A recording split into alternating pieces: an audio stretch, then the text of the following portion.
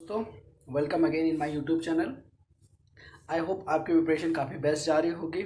आज मैं आपको इस वीडियो में ऑप्शनल पेपर के ऊपर डिस्कशन करने वाला हूं, जिसमें मैं basically political science and international relations वाले पेपर को डिस्कस करूंगा, उसके सिलेबस को डिस्कस करूंगा, जिसमें हम समझने की कोशिश करेंगे कि ये ऑप्शनल पेपर क्या है और इसे कैसे हम एक अप्रोच के साथ में इसमें हम ज़्यादा से ज़्यादा मार्क्स स्कोर कर सकते हैं।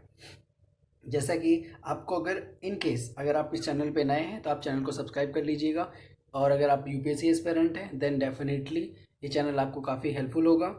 तो चलिए स्टार्ट करते हैं वीडियो को। तो थोड़ा सा मैं आपको बेसिक बताने वाला हूँ, लाइक ऑप्शनल पेपर। अगर आपने वीडियोस नहीं देखी है तो आप प्लेलिस्ट पे जाके ऑप्शनल पेपर के एक लिस्ट देख सकते हैं। अगर आप नए हैं, आपको नहीं पता है कि ऑप्शनल पेपर में कौन कौन से सब्जेक्ट्स हैं, मतलब मैं कौन कौन से ले सकते हैं, तो आप उसे जाके चेक कर लीजिएगा, जहाँ से आपको आइडिया लग जाएगा कि कौन सा सब्जेक्ट आपको अवेलेबल है।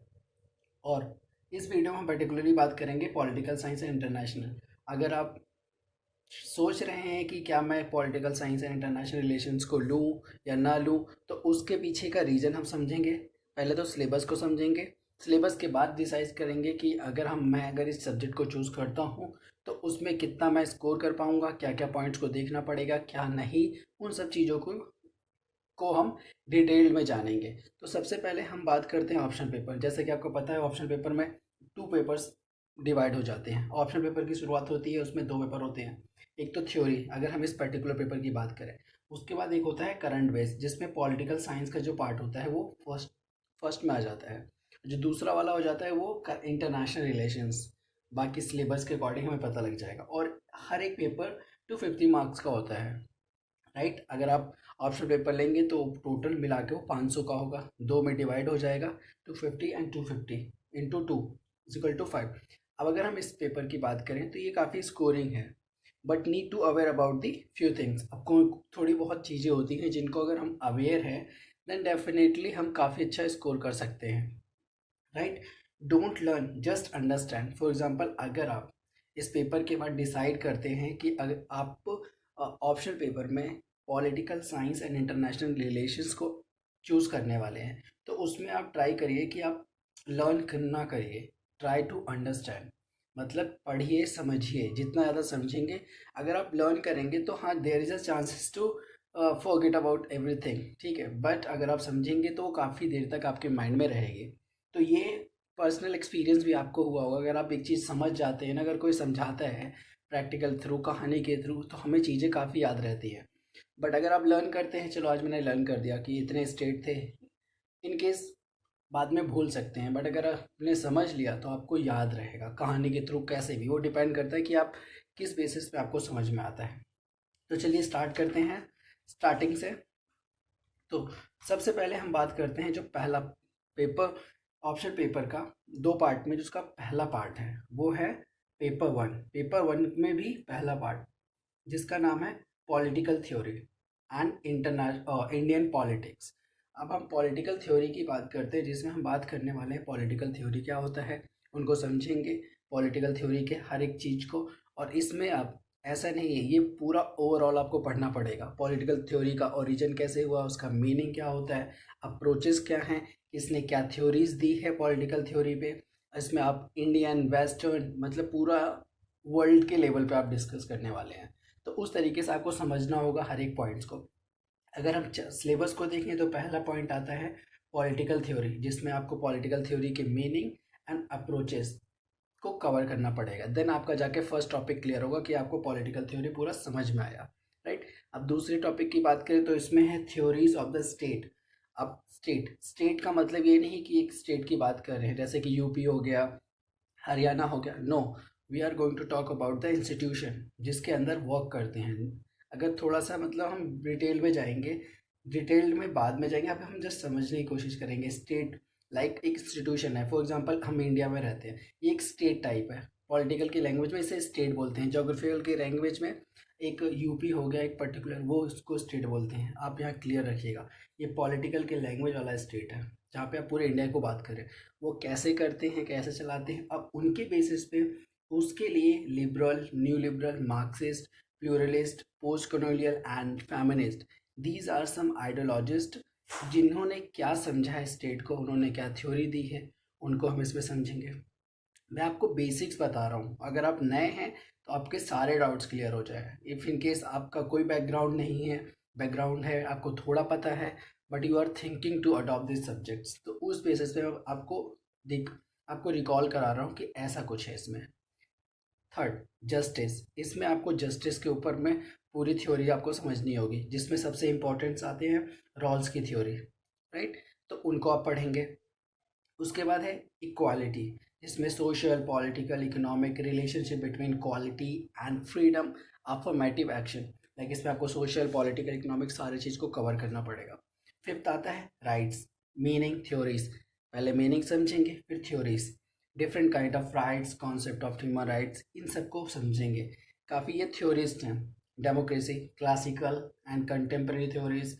डिफरेंट मॉडल्स क्या थे, रिप्रेजेंटेटिव, पार्टिसिपेटरी, डेलिबरेटिव, इस तरीके से। फिर आता है concept of power, hegemony, ideologies, legitimacy, right. ये 7 टॉपिक हो गया। 8 आता है पॉलिटिकल आइडियोलॉजीज। इसमें आप liberalism, socialism, Marxism, fascism, Gandhism and feminism, these are different ideologies, जिनको आप पढ़ेंगे। देन हर एक आइडियोलॉजीज का अपना एक थ्योरी था, तो उस थ्योरी को समझेंगे, उसके बेसिस पे आपकी अंडरस्टैंडिंग डेवलप होगी। Then you will able to understand the all the scenario in very better way, right. उसके बाद आता है इंडियन पॉलिटिकल थॉट। अब इंडियन पॉलिटिकल थॉट को समझने के लिए हमें इंडियन पॉलिटिकल थिंकर्स को पढ़ना पड़ेगा, जिसमें हो गया sir Syed Ahmad, Shri Aurobindo, M.K. Gandhi, B.R. Ambedkar, M.N. Roy. जब हम इनको पढ़ेंगे तब हमें पता लगेगा कि बुद्धिस्ट जो था, अर्थशास्त्र क्या था, धर्मशास्त्र, तो इनके बारे में हमें समझ आएगा, लाइक। क्योंकि उनमें ऐसी सी बातें थी जो पॉलिटिकल के लिए काफ़ी इंपॉर्टेंट थी। पॉलिटिक्स अगर हम करते, पॉलिटिकल की लाइन में जाते, तो काफ़ी उन चीज़ों को हम समझेंगे कि वो कैसे समझते थे, उनके लिए जस्टिस क्या होता, politics, rights, democracy, concept of power, इन चीज़ों को हम समझेंगे, राइट। उसके बाद आता है वेस्टर्न पॉलिटिकल थॉट, जो स्टार्टिंग था Plato, Aristotle, Machiavelli, Hobbes, Locke, John Locke, Mill and Marx, Hannah Arendt, Gramsci. तो दीज आर पॉलिटिकल थिंकर्स, हम इनको पढ़ेंगे। तो इन चीज़ों को पढ़ने के बाद हमारा पेपर फर्स्ट कंप्लीट होगा, जिसमें हम पॉलिटिकल थ्योरी को समझेंगे, राइट। तो ये काफ़ी बड़ा सिलेबस लग रहा है, बट अगर आप पढ़ने लग जाएंगे तो हर एक चीज़ों का कनेक्शन अपन आपस में। अब बात करते हैं, अगर हम इसी में सिलेबस को इसी के साथ में ये पेपर 1 को अगर हम बात करें कि कहाँ से हम कवर कर सकते हैं, तो पॉलिटिकल थ्योरी से लेके आप ये 8 तक आप इनको ओपी गावा की बुक से रेफर कर सकते हैं। ये काफ़ी जो काफ़ी पहले के एस्पिरेंट्स थे, जिन्होंने क्लियर किया, अच्छे मार्क्स लाए हैं 300 प्लस, उन्होंने रिकमेंड किया कि उन्होंने इसको कवर कर लिया। बाकी उन्होंने इंस्टीट्यूट के नोट्स ले लिए, सुब्रंजन मैम के नोट्स ले लिए, वो मैं आपको बाद में डिस्कस करूँगा, अभी हम सिलेबस को समझेंगे। तो इस तरीके से ये फर्स्ट पेपर हो गया। अब बात करते हैं पेपर 1 का पार्ट 2। पेपर 1 का पार्ट 2 अगर हम बात करें तो उसमें आता है इंडियन गवर्नमेंट एंड पॉलिटिक्स। अब हम इसमें इंडियन गवर्नमेंट की बात करेंगे, उसमें पॉलिटिक्स की बात करेंगे। तो इंडियन गवर्नमेंट की जो बात करेंगे उसमें हम सबसे पहले क्या बात करेंगे, इंडियन नेशनलिज्म। आपको पता है after independent we got freedom, तो उसके बाद से हमारे यहाँ पॉलिटिक्स स्टार्ट हो गई। तो उसमें क्या था, हम पहले तो इंडियन नेशनलिज्म को पढ़ेंगे, strategy of Indian freedom struggle क्या था, constitutionalism to mass satyagraha, non cooperation, civil disobedient, militant and revolutionary movement, peasants, worker and movements, perspective on Indian national movement, liberal, socialist, Marxist, radical, humanist, and Dalit. These are important points. After reading this, after clearing these points, you will able to understand the understanding the basics, so that you will understand the all these points, right? तो पहले आप first cover करेंगे, then आपको समझ में आएगा, क्योंकि starting यहीं से हुआ इंडियन गवर्नमेंट का। पहले तो आज़ाद हुए, उसके बाद नॉन कॉपरेशन उसी में चला, सत्याग्रह चला। तो इस तरीके से होने के बाद फिर हमें कॉन्स्टिट्यूशन की नीड पड़ी। तो हर एक चीज़ कनेक्टेड है और स्टेप बाय स्टेप है। तो अब ये कवर होगा, उसके बाद आप आ जाएंगे मेकिंग ऑफ इंडियन कॉन्स्टिट्यूशन। उसको आप समझेंगे कि what was the reason of making the constitution, उसके पीछे का। तो जब आप समझ लेंगे तो कैसे स्टार्टिंग हुई मेकिंग का, वो आप समझेंगे। उसके बाद अगर आप आएंगे नीचे थर्ड स्टेप पे, तो silent feature of Indian constitution. अब जब कॉन्स्टिट्यूशन बनने लग गया, अब उसके साइलेंट फीचर आप समझेंगे कि वट वो उसके साइलेंट फीचर्स क्या हैं। प्रियम्बल आएगा, प्रियम्बल होता है कॉन्स्टिट्यूशन में, प्रियम्बल होता है, फंडामेंटल राइट्स होते हैं, ड्यूटीज़ होते हैं, डीपीएस होता है, directive principle of state policy, parliamentary system होता है, अमेंडमेंट प्रोसीजर्स होते हैं, जुडिशियल रिव्यू होता है और बेसिक स्ट्रक्चर होता है। इन चीज़ों को जब आप समझेंगे then you will able to understand the basic understanding about the Indian constitution, because these are very important points, right. So it is really important to read each and every points. आपको उसे पढ़ना है, समझना है, because ये optional paper है। In this you need a specialised so that you will able to understand or able to write a good answers, क्योंकि आपको इसे स्कोर करना है। तो इस तरीके से थर्ड पॉइंट कवर होगा। उसके नीचे जब आएंगे, जब आपको बेसिक अंडरस्टैंडिंग क्लियर होगी, उसका थोड़ा सा अपर आ जाएंगे, प्रिंसिपल ऑर्गन्स पढ़ेंगे आप कॉन्स्टिट्यूशन में, जिसमें आप यूनियन गवर्नमेंट को कवर करेंगे। उसके अंदर रोल्स क्या होते हैं, actual working of the executive, legislature and supreme court, principal organs of the state government, उनके वर्क्स को सेम चीज़ कवर करेंगे। तो इस तरीके से हमारा प्रिंसिपल ऑर्गन्स कवर होगा। फिर ग्रास रूट डेमोक्रेसी, जिसमें Panchayati Raj, municipal government, significance of the 27th 24th amendments, grass root movements. तो ये जो पंचायत का कॉन्सेप्ट था ये भी काफ़ी इंपॉर्टेंट है, कॉन्स्टिट्यूशन के बाद ही एडेड हुआ। After the amendment of 73rd and 74th amendments जब आया तब ये आया इंपॉर्टेंट चीज़। उसके बाद पंचायती राज आया और म्यूनिसिपल गवर्नमेंट आया, उसको हम कवर करेंगे, समझने की कोशिश करेंगे कितना लेट आने का रीज़न क्या था, क्योंकि इस तरीके के क्वेश्चन आ सकते हैं। लाइक क्वेश्चन पूछा जा सकता है कि why UPSC sorry UPSC question ऐसे पूछेगा कि जो ये पंचायती राज का कॉन्सेप्ट आया वो स्टार्टिंग में ना ऐड करके आफ्टर 72 अमेंडमेंट्स के बाद क्यों आया। तो आप जब पढ़ेंगे समझेंगे then you will able to understand और कनेक्ट कर पाएंगे। फिर स्टेटरी इंस्टीट्यूशंस कमीशंस जिसमें था, उसमें हम पढ़ेंगे election commission, controller, audit general, finance commissions, union public service commission, national commissions, schedule caste, national commission for the schedule tribe, national commission for women. These are the important institutions, right. तो उनको हम पढ़ेंगे, हर एक का अपना एक important factors है जो कि कॉन्स्टिट्यूशन में एक इम्पॉर्टेंट रोल प्ले करते हैं, राइट। उसको पढ़ेंगे। फिर उसके बाद आ जाता है फेडरलिज्म, जिसमें कॉन्स्टिट्यूशन प्रोविजंस क्या हैं, changing nature of the state and central relations को कैसे चेंज करता है, इंटीग्रेनिस्ट टेंडेंसीज क्या हैं, रीजनल एस्पिरेशंस क्या हैं, इंटर स्टेट डिस्प्यूटेड्स क्या है। फेडरलिज्म का कॉन्सेप्ट ही इतना कॉम्प्लिकेटेड होता है कि उसको समझना काफ़ी इंपॉर्टेंट हो जाता है, जो काफ़ी इंपॉर्टेंट रोल प्ले करता है। तो उनको समझना, उनकी बारीकियों को समझना, go in deep, you have to go in deep so you will understand the root। जब आपको रूट पता लगेगा देन यू विल अंडरस्टैंड कि कितना स्ट्रॉन्ग ट्री है, कितना स्ट्रॉन्ग नहीं। तो इस तरीके से आपकी प्रिपरेशन को आपको अप्रोच करना है। उसके बाद आते हैं नेक्स्ट पॉइंट पे, उसमें है प्लानिंग एंड इकोनॉमिक डेवलपमेंट्स। अब उसमें नेहरू का, गांधी का पर्सपेक्टिव हम डालेंगे, उसके बेसिस पे हम अंडरस्टैंड करेंगे role of planning and public sector, green revolutions, land reform, agrarian relations, liberalisations, economic reforms. तो इस तरीके से हम डेवलपमेंट्स को भी समझेंगे, मतलब थ्योरी भी आ रही है प्लस आपका इंडियन कॉन्स्टिट्यूशन भी आ रहा है, इस तरीके से ये मिक्सचर है। उसके बाद caste, religions, ethnicity, ethnicities in Indian politics, उसका क्या सिस्टम है, कास्ट को समझेंगे, रिलीजन्स को समझेंगे, एथनिसिटीज़ को समझेंगे, उसका importance in Indian politics, right. उसके बाद 10 पॉइंट्स है पार्टी सिस्टम, जिसमें हम समझेंगे कि पार्टी सिस्टम क्या है, राइट। उसमें religious politics parties, ideologies, social basis parties, patterns of coalitions politics, pressure groups, trends. अब पार्टी सिस्टम, अब अगर आप इंडियन पॉलिटिक्स की बात करते हैं then party system is really important. Without party system तो कोई गवर्नमेंट आनी ही नहीं है। तो उसे समझने के लिए भी हमें नेशनल, रीजनल, एक होता है नेशनल लेवल पे, एक होता है रीजनल लेवल पे, स्टेट लेवल पे, उसकी आइडियोलॉजी क्या होती है, बेसिक सोशल बेसिस क्या होते हैं, पैटर्न्स क्या होते हैं कोलिएशंस के, प्रेशर ग्रुप्स का क्या इंपॉर्टेंस होता है, trends in electoral behaviour, changes social economic profile. तो इस तरीके से हम इसको पढ़ेंगे देन हमें पूरा क्लियर होगा कि यही नहीं है कि बस पार्टी सिस्टम अपने समझ लिया कि हाँ ठीक है मेनी पार्टी सिस्टम है यहाँ पे। No, you have to go deep. Last आता है पेपर 1 का सेकंड पार्ट का, वो है social movement. Civil liabilities and human rights movements, women's movements, environmentalist movements. अब सोशल मूवमेंट्स जितने भी आते हैं उनको आप जाएंगे डीपली, तब उनको आप समझेंगे। लाइक इस तरीके से आपका पेपर 1 का पार्ट 2 कवर होगा, राइट। यहाँ पे ख़त्म हो गया। अब आते हैं पेपर 2, उसमें भी 2 पार्ट आएंगे, राइट, पार्ट 1 पार्ट 2।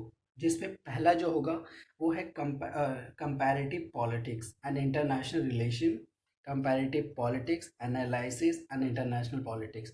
जिसमें फर्स्ट में तो आपको पहले क्या करना पड़ेगा, कंपैरेटिव पॉलिटिक्स। इसका मतलब है यू हैव टू कंपेयर, इसमें आपको पॉलिटिक्स कंपेयर करना होगा, मतलब अंडरस्टैंड करना पड़ेगा। तो सबसे पहले तो आपको यही समझना होगा कि व्हाट इज़ कंपैरेटिव पॉलिटिक्स, उसके नेचर क्या है, major approaches, political economy and political sociology perspective क्या है, लिमिटेशंस क्या हैं कंपैरेटिव मेथड्स का। For example if you are comparing to politics India and England, then you what are the major limitations, ये नहीं आप क्रॉस करके जा रहे हो, you have to think in a limits. तो उसके मेथड्स को आप समझेंगे, उसके बेसिस पे आप उसको कंपेयर कर सकते हैं। फिर स्टेट इन कंपैरेटिव पर्सपेक्टिव। अब स्टेट इन कंपैरेटिव पर्सपेक्टिव में उसके कैरेक्टरिस्टिक्स क्या हैं, changing nature of the state in capitalist and socialist economics. अब आप स्टेट की बात करते हैं, for example in a comparative perspective, आप कंपेयर करने के पर्सपेक्टिव में बात करते हैं तो सबसे पहले आप उसके नेचर को कंपेयर करेंगे। फिर स्टेट इन कैपिटलिस्ट, अब उसका कैपिटलिस्ट में किस तरीके से रोल प्ले है, एंड सोशलिस्ट इकोनॉमिक्स, उसको आप समझेंगे। फिर N advanced industrial and developing societies, उसको आप समझेंगे। तो इस तरीके से आपको इसे अप्रोच में लाना होगा, राइट। आई नो वीडियो काफ़ी बड़ी बन रही है, बट आपके बहुत बारीक डाउट्स है वो क्लियर होंगे, आपको वो काफ़ी हेल्पफुल करेंगे। उसके बाद politics of representations and participation.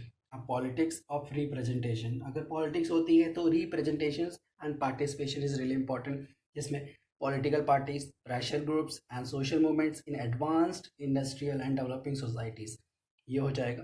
फिर उसके बाद आता है ग्लोबलाइजेशन, उसमें आपको responses and developed and developing societies को समझेंगे।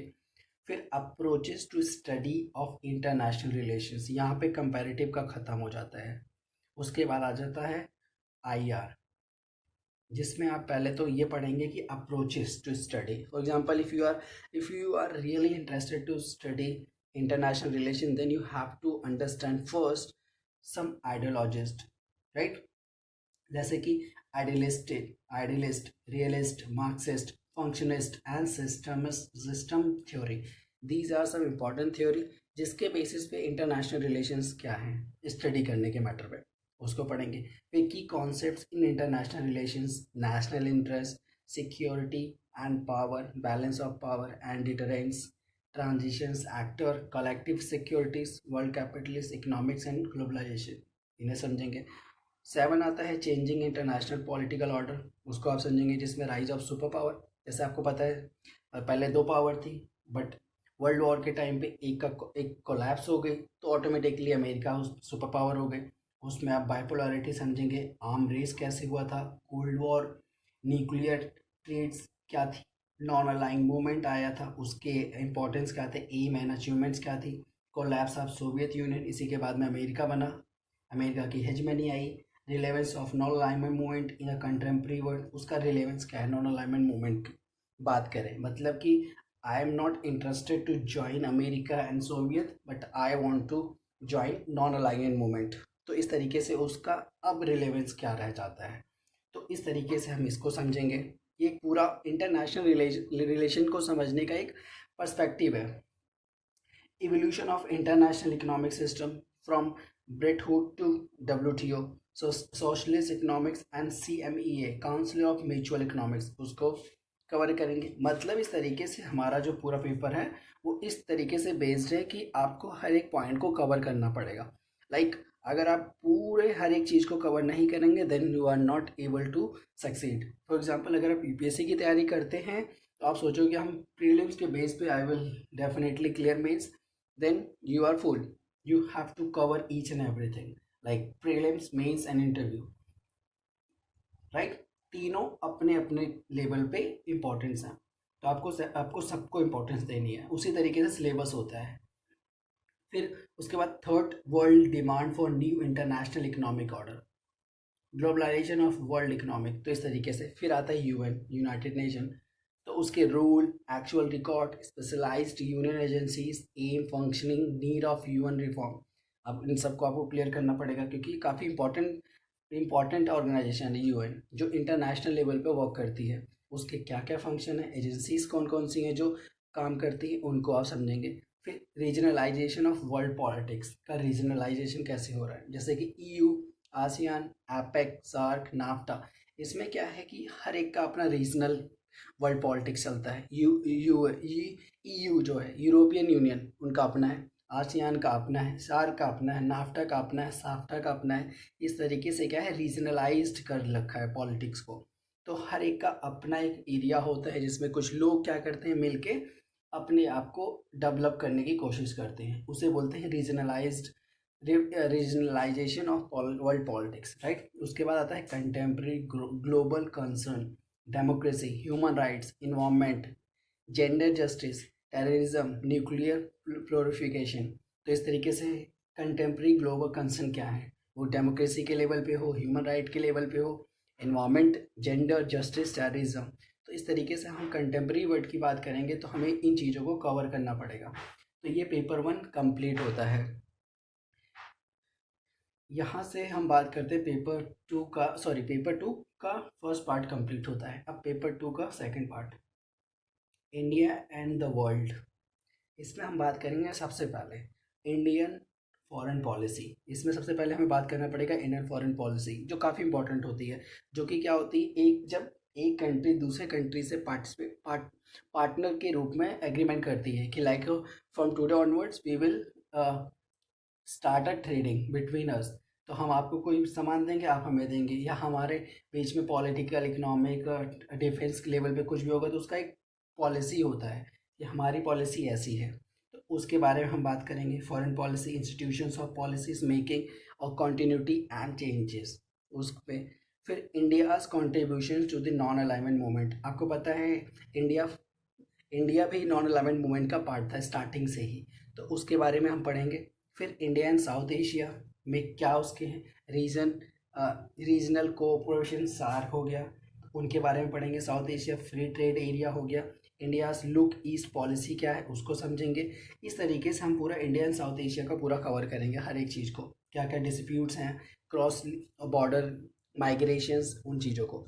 उसके बाद आता है 4 point, India and a global south, उसके बीच में रिलेशंस, अफ्रीका हो गया, Latin America, leadership role in a demand of NIEO, WTO negotiations, उनके बारे में।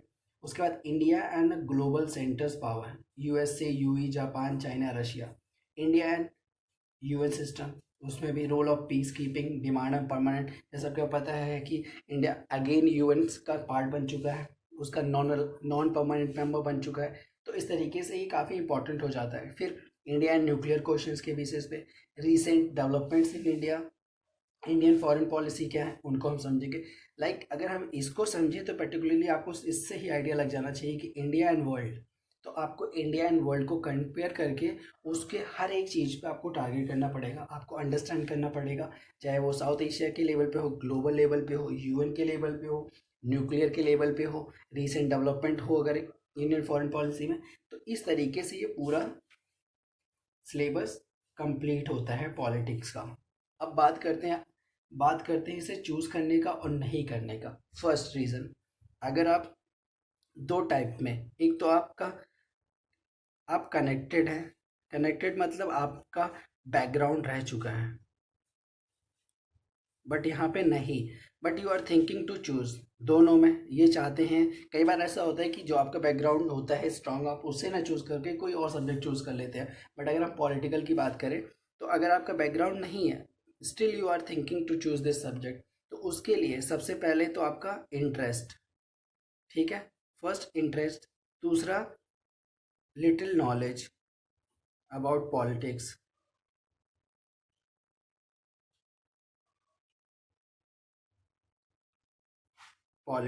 राइट। अगर आपको इंटरेस्ट है आपको लिटिल अबाउट आपको नॉलेज है इसके बारे में, then you can definitely choose.